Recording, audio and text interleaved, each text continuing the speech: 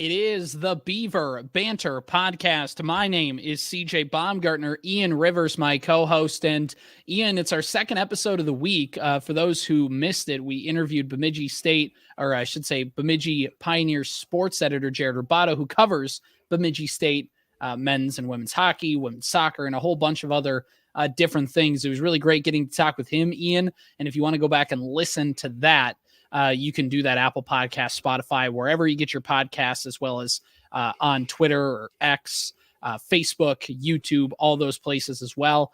Other than that, Ian, second podcast of the week. How you feeling?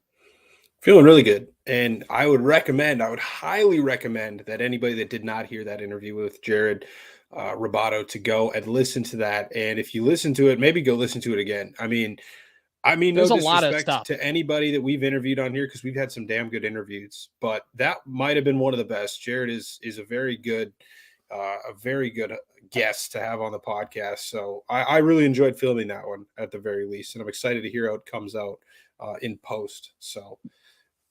Yeah, exactly. I mean, he had a lot of great information. It's fun, and we talked about this off air.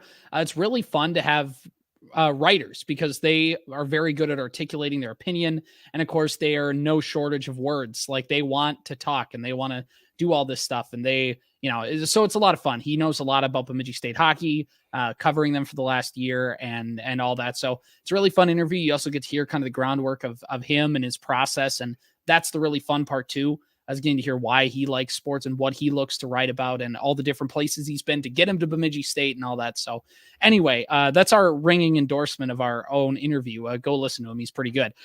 So something else to talk about, Ian, as we get ready for another week of Bemidji State sports.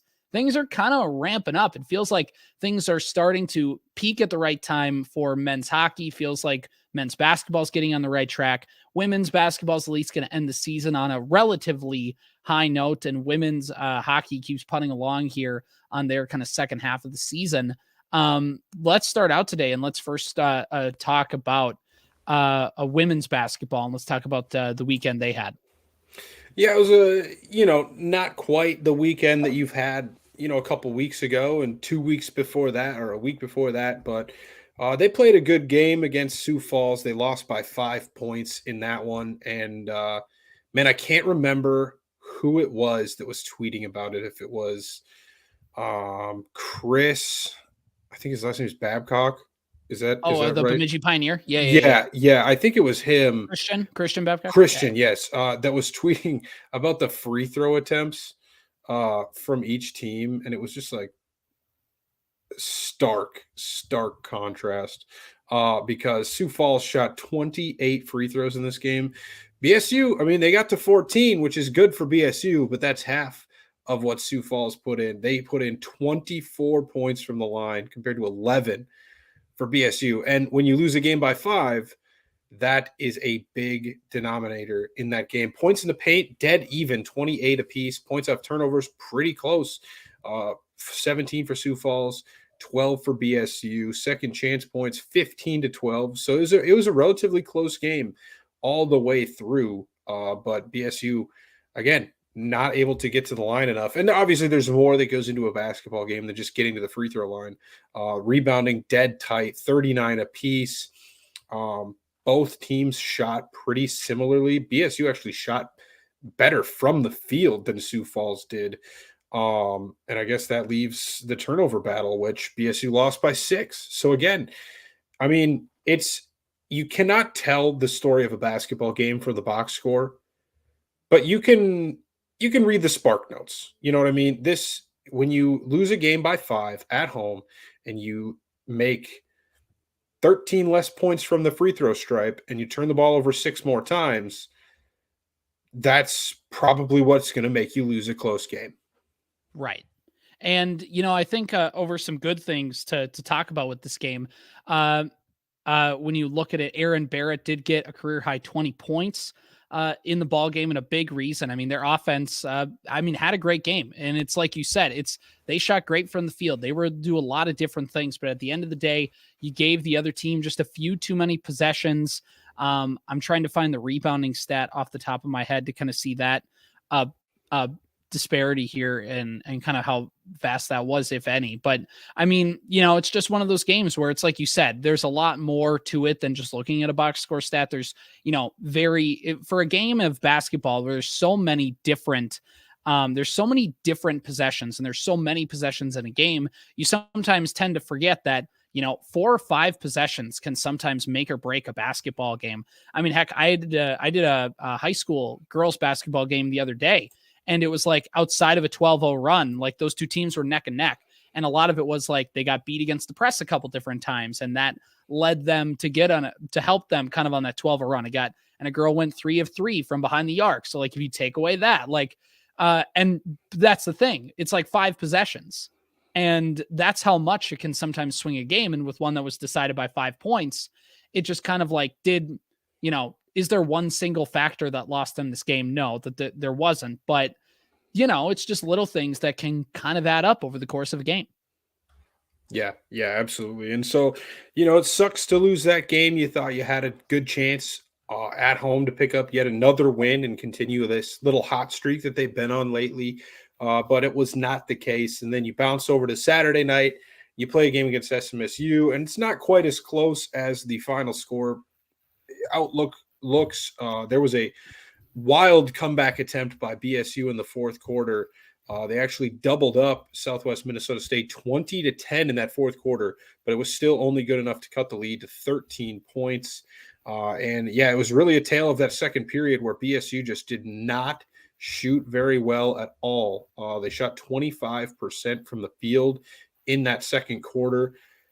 Outside of that, the first half was a little bit ugly, and then in the second half, they really picked it up offensively, but the hole was just a bit too deep to climb out of at that point. And the rebounding margin in this game, instead of being tied at 39 rebounds, they were losing by 10 in that category. They only had 29 rebounds on the game, and that's partially because SMSU did not miss a whole lot of shots in this game. But, what are you going to do? It sucks to get swept after you've had a little bit of success. And now, of course, that means that it's official. Like we said, if we talked about it last week, if the BSU had come out and swept this weekend and stayed alive, we would have talked about it. But it was unlikely going in, and now the season will officially end after this next weekend's basketball games. Yeah, and it sucks to see, but also it does kind of give you that clarity of, okay, one more weekend.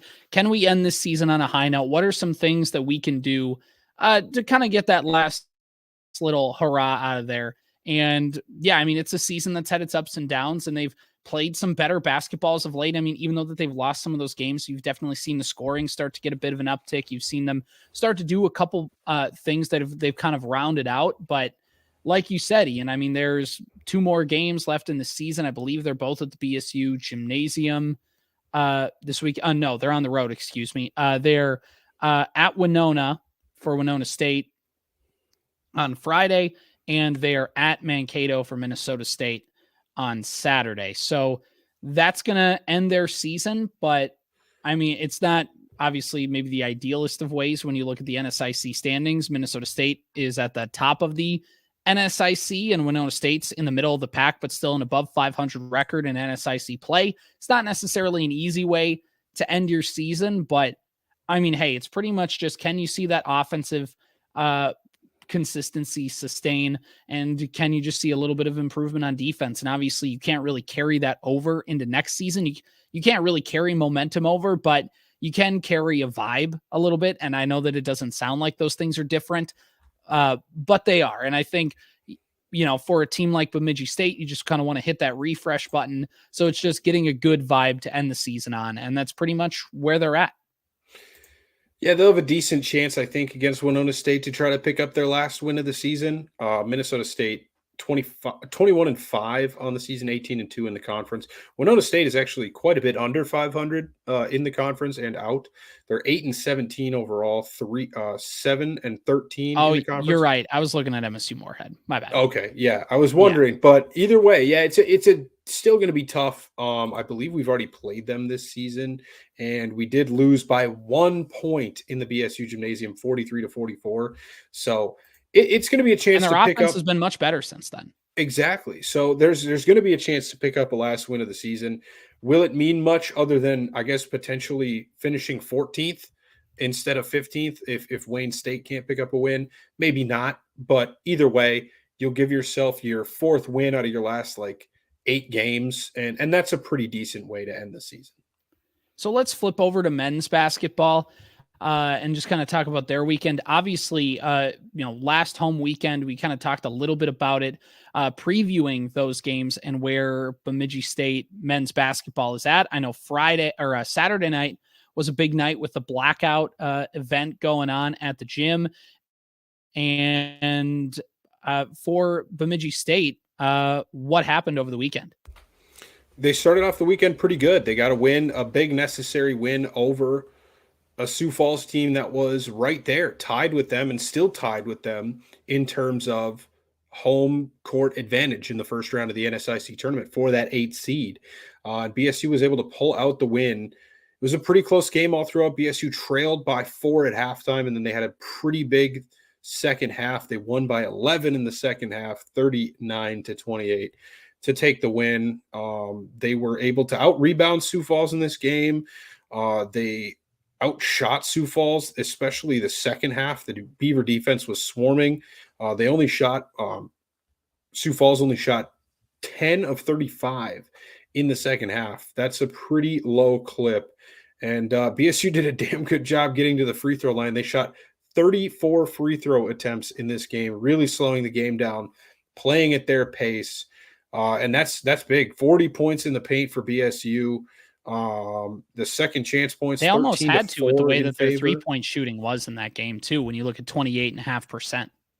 Yeah, and that's lower than ideal. 4 of 14, you can live with it, but it's very much lower than ideal. You want to be shooting around 33% at a minimum, and ideally, if you're shooting well, you're going to be shooting around 40% in a game by game sample size. It's going to be very difficult unless you're a really good shooting team to shoot at 40% from a season wide perspective, but you want to have those games every once and then where you're up above 35, 37%. Right. And they doubled down by being really good down low, and they just hammered that home, and it's what helped them win. Yeah, absolutely. And like we said, looking at it from a standings perspective, that is a big win because now you have the tiebreaker over Sioux Falls. And they could not follow it up with a win, unfortunately, on the blackout night. They played a pretty good game. They played Southwest pretty close. But in the second half, Southwest just proved to be too much for the Beavers. Honestly, it was a pretty good defensive game again, but BSU offensively struggled really mightily in this game. They shot 32% from the field, 25% from beyond the arc. They did go 11 of 11 on free throws, but yeah, it's just not a good enough offensive performance. And SMSU did a good job of shutting them down for what it's worth. But yeah, BSU, it's not like your season's on the line, but home court may have been. We'll talk about what needs to happen maybe this weekend in a minute here. But yeah, offense just didn't really show up in this game. 7 of 28. They shot 28 3-point attempts in this game.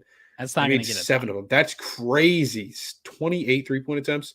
It's not like you were down by 20 the whole game and you're just like, all right, 3 is more than 2. Let's just throw them up and hope they go down. No, that seems like an interesting choice from a game plan perspective. But either way, a loss for BSU, and now they sit currently at the 8th spot, tied with Sioux Falls. But of course, they have the tiebreaker, so they would be playing Sioux Falls in the first round of the NSIC tournament in the BSU gymnasium if the season ended today. But of course, it doesn't, CJ. It does not end today. It does not end today. When you talk about that's the thing with Bemidji State. They didn't shoot particularly well from beyond the arc on Friday night, shot 25% beyond the arc on Saturday night. And like you talked about, just being really, really bad from the field. And that's kind of been the thing with this team. It felt they've had some good shooting, and especially early in the season, it felt like, I don't know, if it's just the other teams kind of figure out how to make those shots lower percentage. I don't know if it's just been kind of, hey, sometimes they have those off nights and they're just kind of in a slump right now, but it's something that they're going to need to see turn up, because as teams have figured out, if you pack that post, if you try and stop, Albrecht and Sutherland down low. It's forcing those other guys to make shots. And sometimes it's been the issue. And Bemidji State defense, like we've talked about, Ian, has been playing much better as of late, and at least not allowing those huge offensive nights for the other team. But it's going to be a challenge this week. I mean, Winona State is 12-8 right now in NSIC play. They're 17-9 overall. You got to go on the road and play them Friday night at 7:30, and then at 5:30 on Saturday night, you have the top team in the conference in Minnesota State. And we can look at and see who Sioux Falls is going to play in a second, but obviously if you're drawing up two end of season games, it's not ideal in terms of trying to pick up wins. It is in the sense of like, they're definitely going to get you ready to play. You are definitely going to bring your A game to play those two teams, and it's going to heighten up, finishing the season playing Crookston isn't necessarily going to get you in the right mind to play in the NSIC tournament. But on the other hand, those two teams you might have to end up having a road game if this weekend goes sour for you. Yeah, exactly. And I've got the composite schedule pulled up. Like you said, for BSU, I mean, Winona State, the good news is you absolutely boat raced them the last time you played. That's probably the last time I felt really good about this team.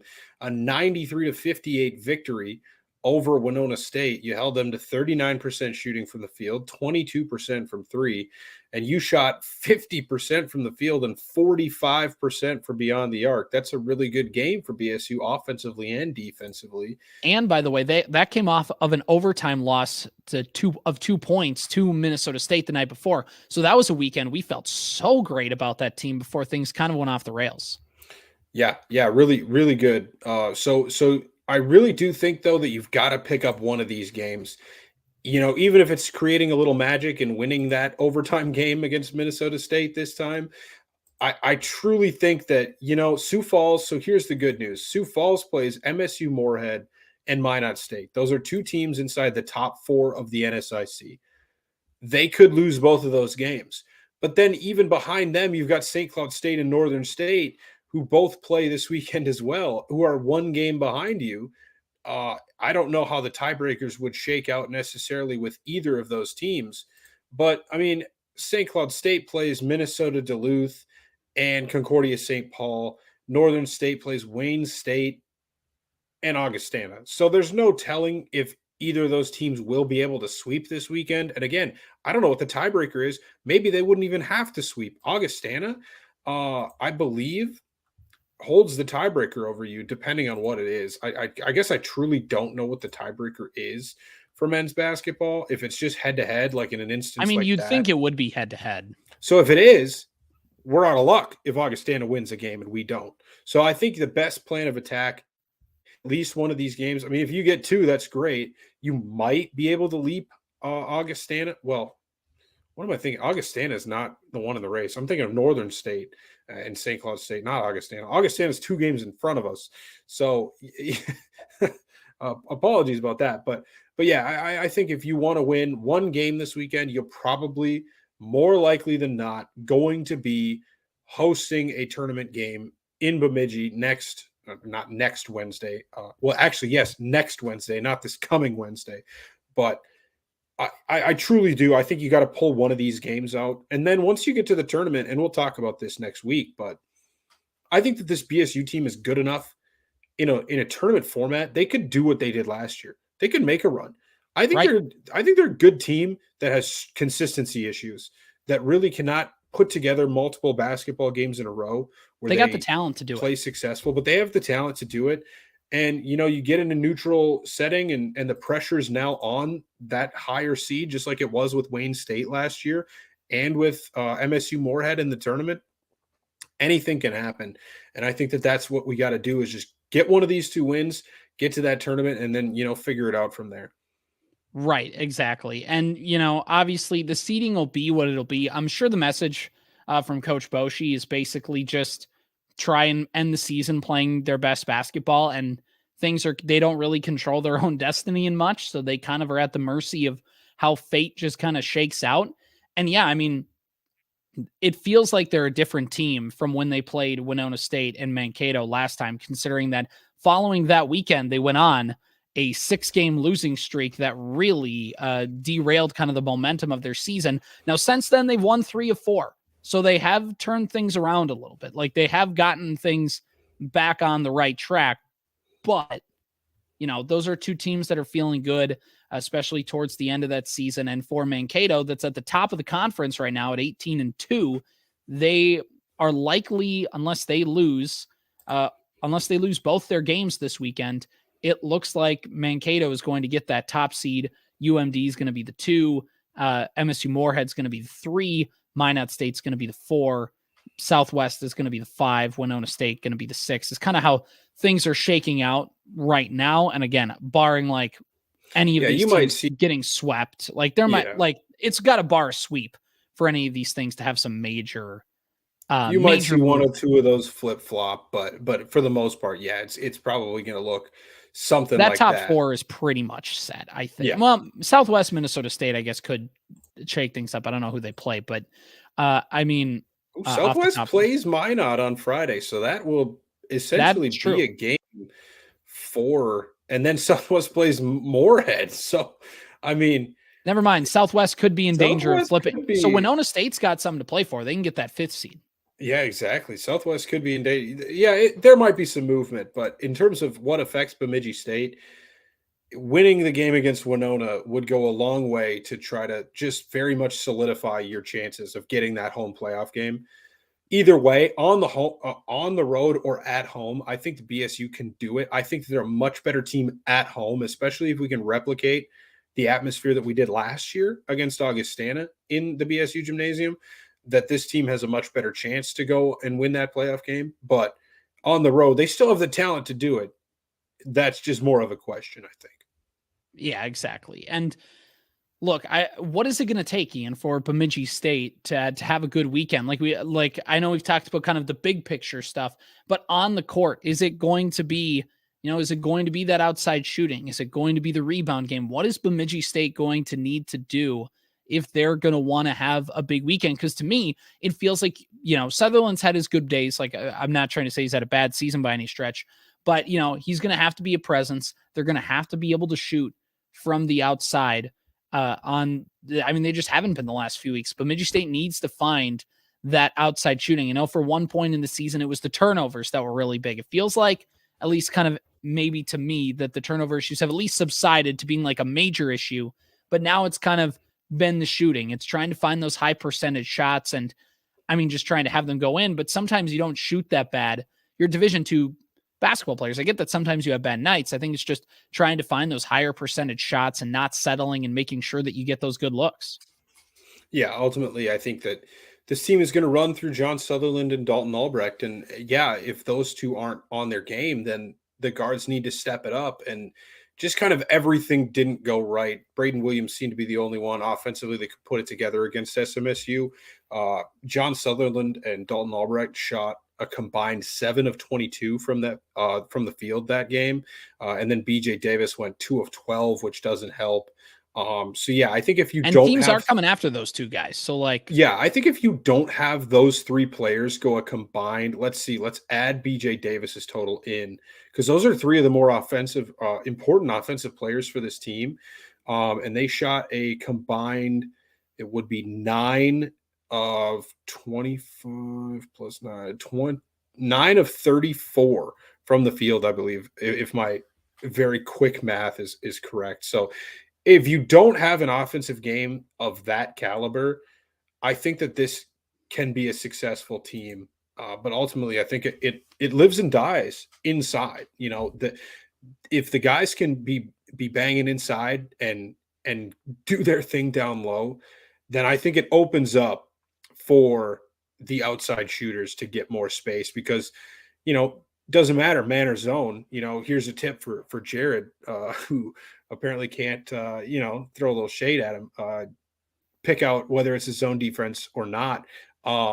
Whether or not it is, if the inside guys are working, those perimeter defenders are going to be shading towards the basket, trying to get a little help side. And that creates a lane for a shooter to potentially get a shot off either way. So it's like almost any other sport. if the offense is working, it helps the defense work. Like it is a team game, even though they're like, even in football, where it's not, you have to run the ball to be able to pass the ball, but you have to be able to pass the ball to be able to run the ball. You have to be able to protect to run the ball. It's the same in basketball. If you can play well inside, it's going to help your shooting numbers from the outside. It's all the same. It's all connected. So I think that's where you got to start is the big guys inside. Let's flip things over to women's hockey this week. And they, again, get closer to kind of their season come to a close. It's weird because it feels like the winter sports season just started, and all of a sudden we're talking about playoffs and we're talking about things kind of coming to a head. And we just kind of got done doing that for the men's and women's basketball teams. Doing the same for women's hockey right now. They had an opportunity over the weekend in kind of their last golden opportunity to try and get some points in the WCHA, and things didn't really go to plan this week. Yeah, they unfortunately got shut out on Friday night 4-0 in Mankato against Minnesota State. And then they turned around on Saturday night and they lost 2-5. So not the results you were hoping for. Alyssa Watkins and Riley Reeves scored the goals for the Beavers in the Saturday night loss. But yeah, I think that, you've seen strides at times this season, and it seems like the wheels are kind of falling off now. Like it's getting down towards the end of the year. You're kind of just running out of gas. Yeah, you're running out of gas. I mean, dude, I'm not going to hold this against them because if you look at the line charts from this weekend's game, I think they skated 14 forwards and like 4 or 5 defenders in this game. I couldn't tell if it was like an extra skater type thing at the bottom or if it was a 5th defender. So my apologies. But yeah, 14 forwards were skated in the Saturday night's game or Saturday afternoon's game. So it's like the men's team at the end of last season where we had some shoddy lineup where we only skated 11 forwards because like that's physically all the bodies we just had to put on the ice. So we just played who we could play. And that's kind of where the women's team is at right now. Injuries have kind of gotten the best of them, especially coming down here. You just went through the gauntlet of Ohio State and Wisconsin. And yeah, you would have liked to pick something up, but I mean, the team's just ravaged right now with injuries. So I'm not going to hold too much against them. Right. It stinks because now you cannot get 6th in the WCHA, and you kind of have to either hope that Minnesota State follows it up with yet another sweep of St. Thomas so that you don't get jumped and fall back into 8th place, or you have to pick up some points here against St. Cloud State. But again, we'll see how healthy the team is. We've got a playoff stretch here coming up. The quarterfinals are in 2 weeks. So, yeah, I mean, I don't have a ton to say about it. Nothing innately negative. Just essentially based off of how injured the team was. I don't really blame them for what happened. Right. And it's like you said, it's just it's the end of the season. They're running out of gas. You kind of see that light at the end of the tunnel. I guess there is a chance to get some points against St. Cloud State as well this weekend. But I mean, Mankato's they were receiving votes coming into the weekend. So, I mean, obviously not ideal. The WCHA is it's a tough conference, really. I mean, when you're trying to build a team from scratch, it's so tough to feel like you can see that positive momentum because when this team is lost, it's been big. I mean, we talked about their goal disparity last week. Their differential is not good at all. In St. Thomas, despite being behind in points coming into last week, they had a better goal differential than Bemidji State did. And it's just kind of the way things are this season. It's a tough conference. Like you said, they're injured towards the end of the season. You're in a much different spot, just where the program is at and trying to rebuild than where some of these other teams are. And it's tough to feel like you can get that positive momentum. There has been some this season, but things have kind of been in the month of February. It feels like the wheels have fallen off the bus, but it's also because they've played, the number 1 team in the country, the number 2 team in the country, another team receiving votes, and another team that hasn't been bad this year in St. Cloud State. So, I think that St. Cloud State is ranked. I just don't think that they've updated it yet on our website. Because if Minnesota State, this is women's hockey, by the way, there's not enough teams to be ranking 15 teams. Minnesota State is now 12-21 on the season. They were 10-21 coming into that team is not receiving votes. You got to start and they just started ranking 15 teams a couple seasons ago. It used to be 10. and that's probably what it should have been at. Minnesota, or if Minnesota State's receiving votes, St. Cloud State's got to be in the top 15 because they're Right. 15-2 on the season. That's much better than Mankato. So this is going to be yet another ranked opponent that we're playing. St. Cloud State was ranked 15th I mean, outside of St. Thomas, everybody else in the conference is ranked, like just by the way things are. It's such a tough conference. Yeah, I mean, December and January were for all intents and purposes pretty good. If you take out that Minnesota series in early December, you got a split with St. Thomas. Then you had a couple weeks off. You went to the battle at the Berg. You beat Robert Morris, and then you lost 6-0 at Colgate, but they're a top 4 team in the country. You had a close game against Minnesota Duluth, and then you had the series against Minnesota where both games were really close and competitive, and then you took 4 points from St. Thomas. So like that was a good stretch there over December and January, for my opinion. And then, injuries have happened and you're playing Ohio State and Wisconsin. So it's tough to end the season like this, but I think that there was positive signs in the middle in there. Right. Exactly. And it's not easy to hear, obviously, if you're somebody who just wants the women's hockey program to be able to get in for a chance to get to the face-off and for a chance to, just with the way that this conference is, obviously there's a tier. There's a caste system a little bit with the way that this conference is set up when you talk about Wisconsin, Minnesota, Ohio State. But it's, every few years, can they poke around and can they make a run? Like when we were in school, like, is there a chance that they at least can get to that Final Four? And hey, who knows? It's hockey. Anything can happen.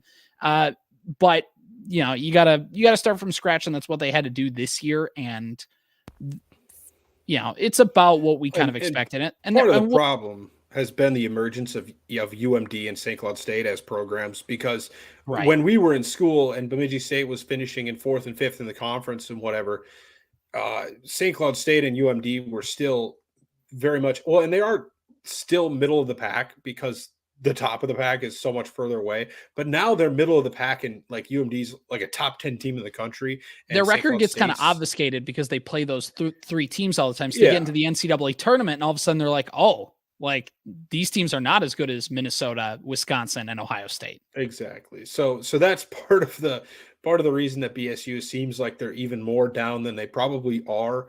But yeah, it's been tough, but I do think that they're turning a corner even still.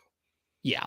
So, and we'll have a chance to eulogize the season once it wraps up officially. They have their final games of the season coming up this weekend, and then they're done. And then of course the WCHA tournament starts on March 1st.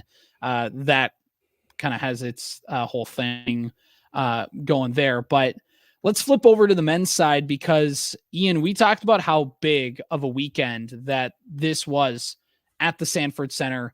Thursday, Friday game was a little weird. The Friday game was the teddy bear toss. This was a big series, and not because Ferris State was this juggernaut, but because, and you mentioned this a lot last week, they needed points.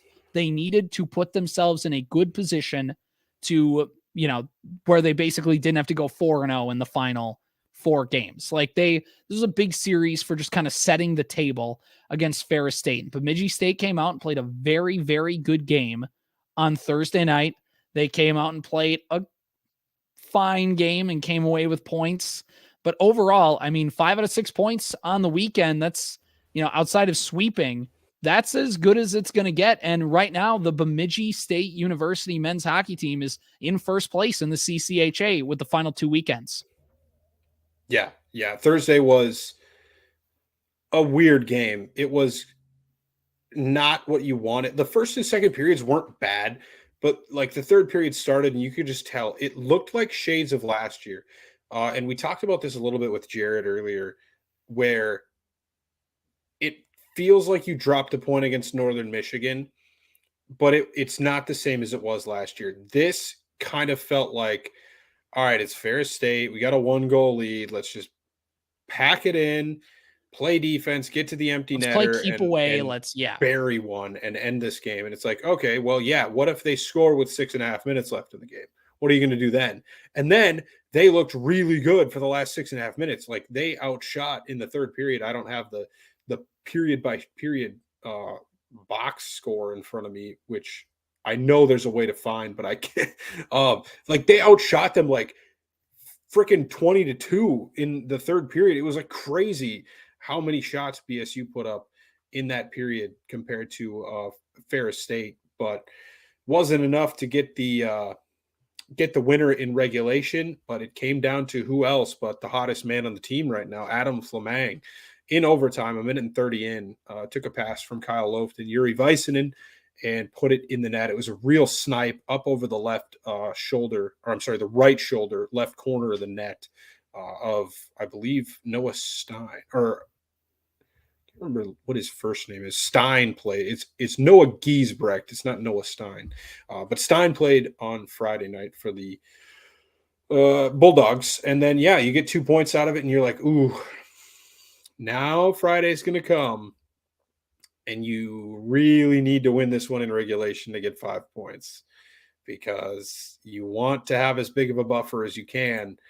And man, let me tell you, the first period was ugly. I was like, uh-oh, we're in trouble. This is not good. Stepan Picorni put a goal in on the power play. What did, again, Jared said it. His team doesn't take a lot of penalties, but when they are on the kill, they are atrocious, like 75%. And I think they allowed, let's see what they did on the penalty kill. I don't think they allowed a power play goal on. No, they went 50% on the power play or on the penalty kill this weekend, which again, still not good, but they only took 2 penalties. So that's very good. But yeah, first period, not good. Second period, phenomenal. Very, very good second period. I was surprised it was only 2-1 at the end of the second period. It probably should have been 3 or 4-1 based off how good BSU played. Reese Chiddington had a hell of a game, the freshman. He put in the first goal, and then, yeah, he's surprised about the teddy bears on the ice. He kind of forgot that it was the teddy bear toss night. He's like, what did I do? Why are they throwing things at me? Exactly. That was the first goal all season where all 3 of the goal participants were freshmen. It was Chiddington from Jake McLean and Eric Polkamp. So an all freshman goal. Kirkland Irie then rockets one in. That was a hell of a one-timer fed by Leighton Road and Eric Martin. Just a great pass by Martin down along the boards, and then Road was able to filter it out in the front of the net to a wide open Irie who put it in. And then the third period comes, and honestly, it looked like Thursday night. It was a little bit dicey. You're up by 1 goal only. Ferris State had some pretty good chances. Matthias Scholl came up massive, like within the span of a minute, maybe less. There's like a 2-on-1 odd man rush that just should not have been an odd man rush. It was a defensive breakdown where BSU just kind of let them pass. Scholl makes an absolute diving save, great save. And then, yeah, within like 30 seconds of that, at the other end of the ice, Satisari and Chiddington combined to find Leighton Road for a one-timer, and he just buries it to essentially end the game with 7 minutes left. And then Yuri Väisänen, who won CCHA Forward of the Week for the first time in his career. Congratulations to Yuri. He puts in a goal with 4.5 minutes left in the game to make it 4-1, and you really felt good at that point. You really did. 5 points from this weekend. It was a really good Friday night game. And, I got Jared poked a little fun at me, I think, on Twitter for making up this stat here about Thursday, Friday series. But hey, yeah, the attendance was pretty abysmal on a Thursday night against Ferris State. Yeah. Even in a tight conference race, you're going to struggle to pull some fans for that one. I will admit. But say what you want about that. Over the past 2 seasons now, BSU's played 6 games on Thursday, Friday series.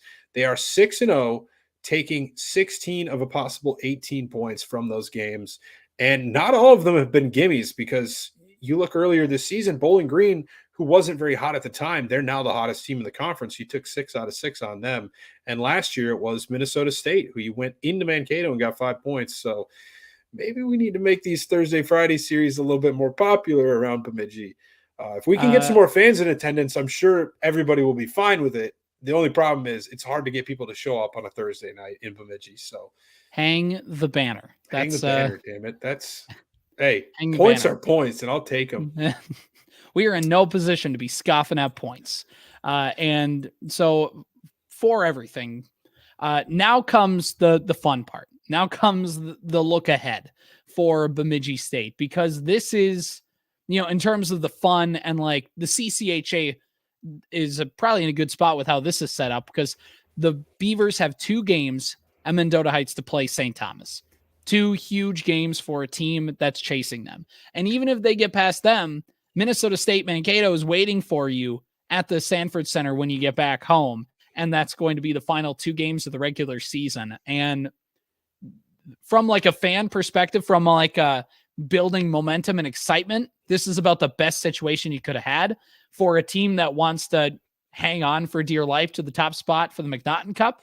They're not necessarily the 4 games you want, but also here we go. Like, this is it. Bemidji State, this is what we thought they could do last year. Could they be, despite all of the ups and downs, still be in the thick of the CCHA race by the end of the season? They could not do it last year. They are in that spot this year. They're healthy. They're playing well. And here we go, Ian. What do they got to do to try and get points? And what are your expectations for them this weekend? My expectation for this weekend is that you probably are going to pick up at least 3 points. Something is telling me that even though you're going on the road, St. Thomas, yeah, they're tied for second in the conference, but they have not had an easy go of it lately. They just got swept by Bowling Green. Well, not swept because they tied and lost in a shootout, but they took 1 point off of Bowling Green this last weekend. Mac Byers got a concussion supposedly he must not have because he played on Saturday after going out of Friday's game, and he must have been cleared by team doctors. I think it was Cooper Gay that got absolutely obliterated in front of the net on what you couldn't really tell how dirty the play was. It didn't look super dirty to me when I watched it back, but he might not end up skating against BSU this weekend, and he's one of their better players. I believe it was Cooper Gay. It was either Gay or Manning, but I think it was Cooper Gay that got hurt. So I apologize if it's not, but one of their better players will probably not be suiting up. He was stretchered off in that game in Mendota Heights. The weekend before that, they got swept by Augustana. They are very injured right now, and they are reeling. But that's just how the conference works this year, man. Like, I kind of feel like BSU could go in and like get 5 more points and like solidify their place at the top of the standings.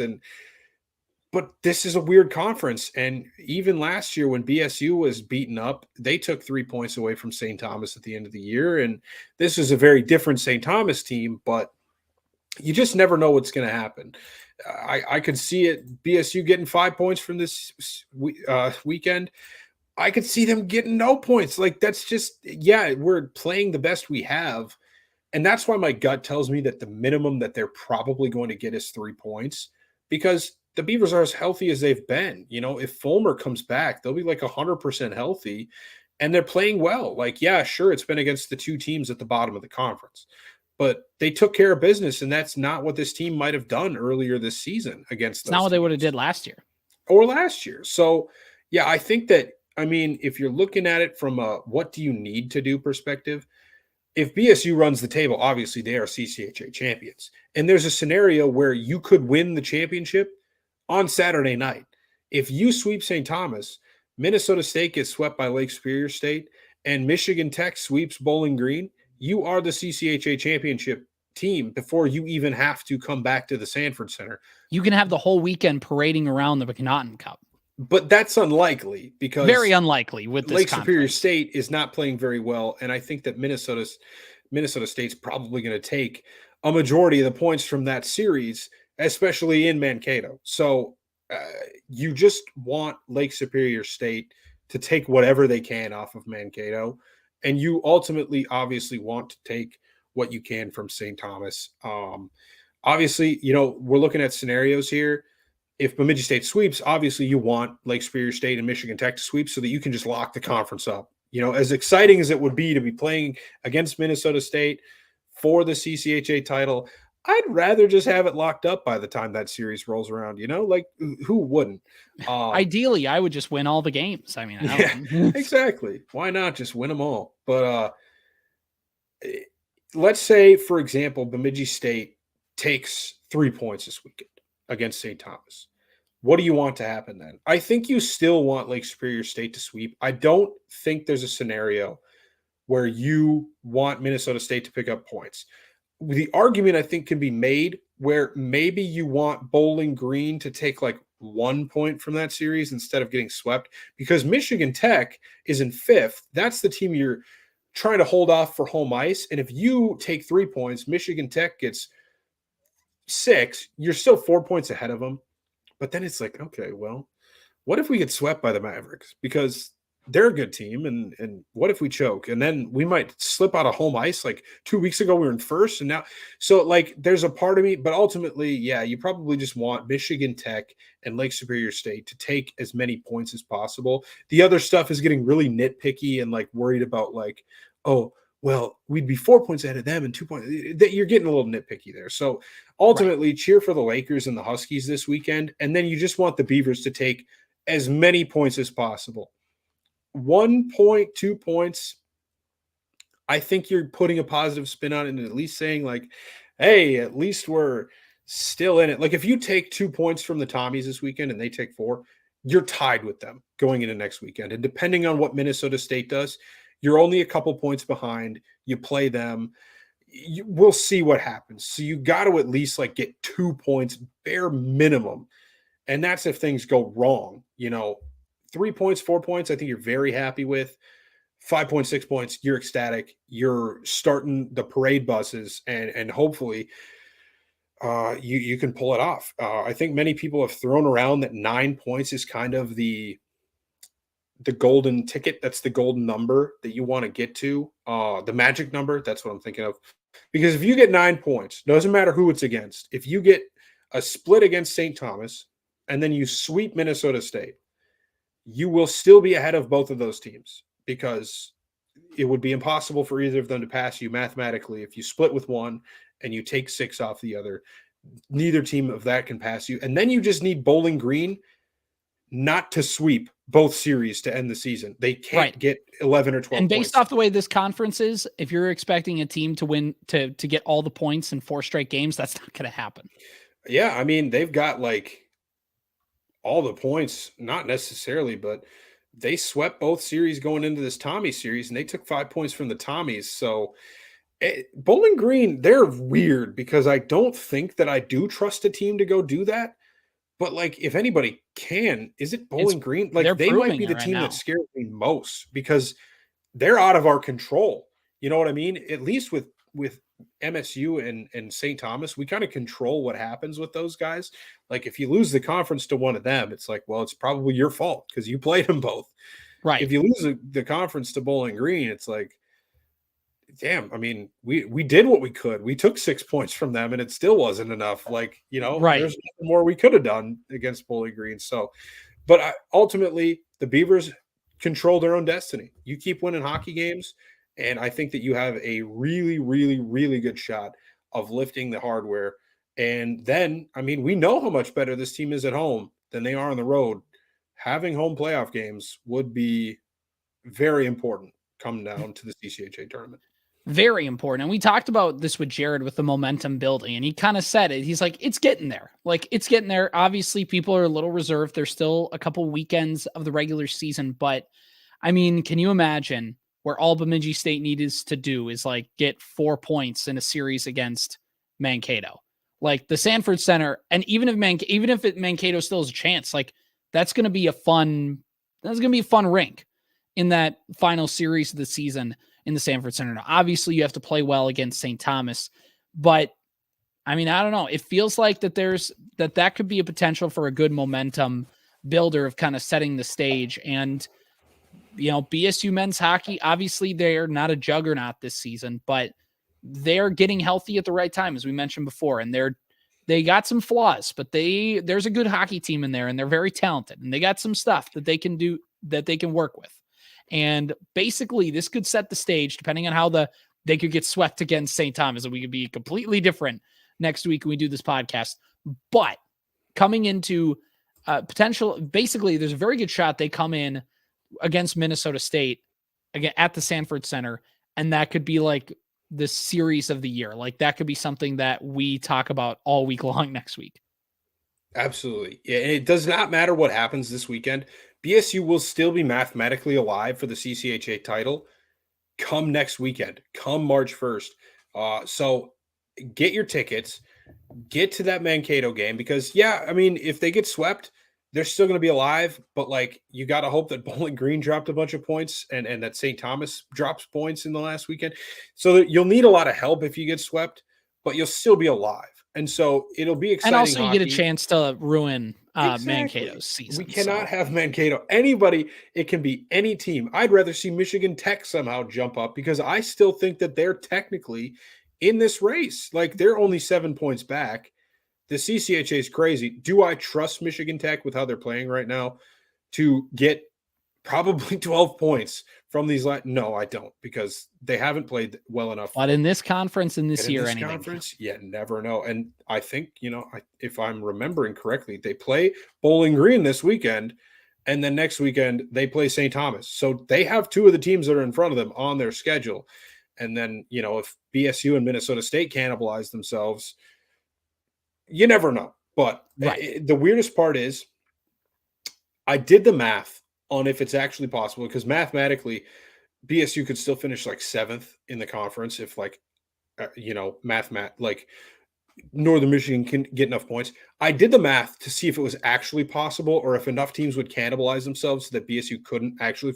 It is technically possible if every result went correctly that BSU could finish in seventh place still, which is absurd to me with 2 weekends left that we are leading the conference. And there's a scenario out there, just like Jared said, it can happen. It's very unlikely, but it can happen that we finish seventh. And I guess, like, I don't know if anybody's listening to this and you want me to do something crazy if we actually do finish seventh, tweet it at us and I'll do it I'll put it on the internet. But like that would be very, very disheartening. I think, BSU, you've probably got home ice at the bare minimum locked up. You're 7 points clear of Michigan Tech.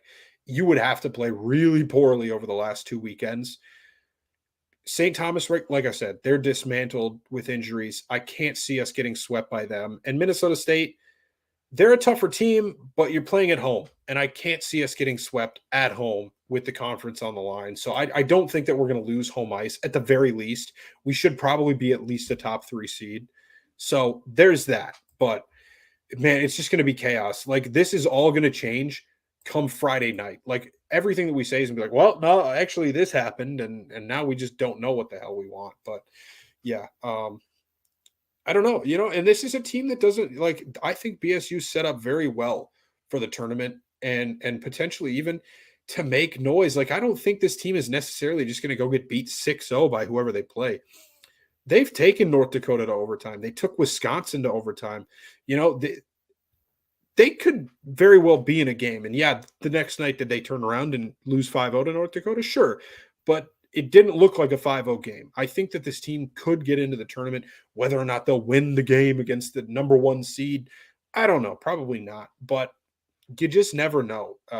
And there's still a lot of work to be done before we even start talking about getting to the NCAA tournament. Because even like them I winning just the said, McNaughton Cup, there's no guarantee the that they win the McNaughton Cup conference isn't tournament. even, let alone the Mason Cup. So geez, let's just get through this St. Thomas weekend and we'll talk about it then. But it looks like they have a green out scheduled for the weekend of Minnesota State. I'm looking at the BSU website right now. It looks like it says green out here at the bottom. I don't know if that's been like publicized on Twitter or anything. It's probably coming probably after the St. Thomas series. They'll probably push it out pretty hard. I'm sure. But go out and get your tickets because that series is going to be super fun. I want to see people there. I myself will be in attendance. So if you see me and you want to say hi, absolutely come do it. I think CJ said he's got some wrestling stuff going on. A lot of wrestling teams up there that might have some tournament. I don't have to cover wrestling, but I got to do high school basketball. Oh, basketball. Okay. Yeah, right. But Either the state way, wrestling tournament will be around that time. Okay. So I wasn't completely off base, but you were completely off base. I'm not touching wrestling. Like I don't know anything about it. So yeah. So I don't know. I do not know a lot about hockey. Like X's and O's breaking down the game. I know even worse about wrestling. So that's where that stands. But yeah, I mean, obviously a big 2 weekends coming up for Bemidji State. And I think it's a good point to end the podcast for today, for the week. Obviously go listen to the episode we did with Jared Roboto, sports editor of the Bemidji Pioneer. It was great. He was a great interview. Hopefully we can talk to him if they win the McNaughton Cup, and if we can break down some more kind of big things coming up as the season ends. But again, follow us on Apple Podcasts, Spotify, wherever you get your podcasts, as well as Facebook, Twitter, and YouTube. This has been the Beaver